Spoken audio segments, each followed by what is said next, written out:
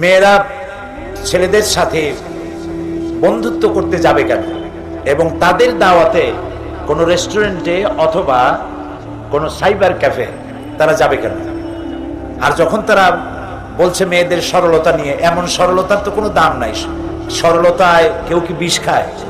যে সরলতার কারণে বিষ খেয়ে বেলাইছে, সরলতার কারণে গলায় দড়ি দিছে, সরলতার কারণে পানিতে ডুবে মরছে, এটা তো হয় না। এটাকে কোন দেশি সরলতা বলে? যুবতী মেয়ে তার ভাবাই উচিত তার জীবনের লালিত শ্রেষ্ঠ সম্পদ তার সতীত্ব।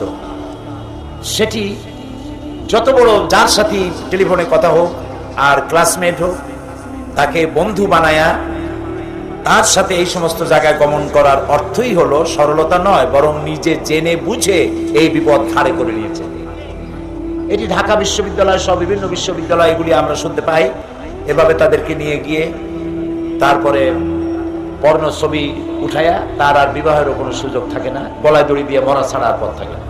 কাজে এর থেকে বাঁচার একমাত্র উপায় হলো ছাত্রী জীবনে কোনো ছেলেদের সাথে অবৈধ প্রেমে লিপ্ত না হওয়া। এটা মনে রাখা দরকার। মেয়ে হিসেবে যখন জন্মগ্রহণ যারা করেছেন, একজন পুরুষ সাথী আল্লাহ তার জন্য বৈধভাবে জোড়া রেখেছেন।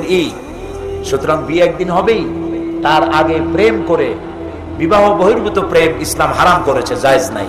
এতে নিজের সর্বনাশ করা ছাড়া আর কোনো পথ নাই। কাজে আমি এটাকে সরলতা এবং কমলতা, কোমলমতি আমি বলে এটাকে মনে করি না।